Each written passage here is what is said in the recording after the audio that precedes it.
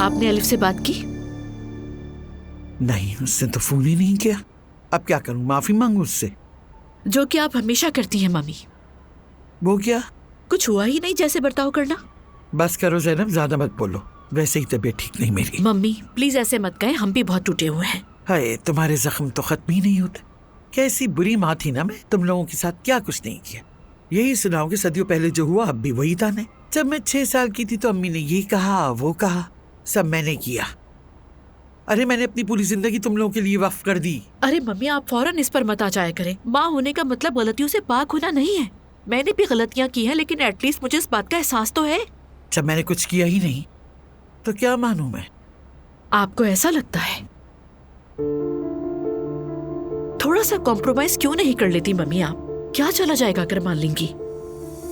मेरी उम्र क्या है मालूम है तुम्हें बेटा? मान भी लूं तो क्या हो जाएगा, तुम लोग बहुत खुश हो जाओगे। मैंने तुम लोगों को अच्छा बनाने के लिए अपनी जान खपा दी। एक शुक्रिया का लफ्ज नहीं सुना तुम लोगों से। अम्मी कैसे आपने हमें पढ़ाया, कैसे खिलाया, कैसे पहनाया।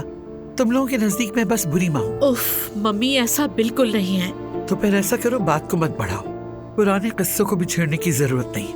मैंने जो कुछ किया तुम लोगों की भलाई के लिए किया। एलिफ तुम मेरे बच्चे हो बेटा, मगर एक माँ अपने बच्चों को हर वक्त प्यार नहीं दे सकती।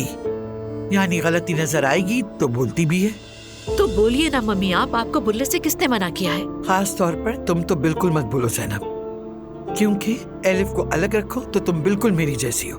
तुम्हारी आदतें, अंदाज, सब कुछ बिल्कुल मुझ पर गया है। दुआ की शादी के वक्त पे जो तमाशा किया था तुमने, सबको याद है।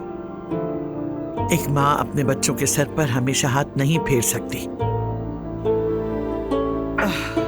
तुम लोग मुझे बहुत याद करोगे, बहुत। For God sake mummy please फिर से ना शुरू कीजिए। जब मैं मर जाऊंगी ना तब मेरी कदर समझोगे, मगर तब बहुत देर हो चुकी होगी, बहुत।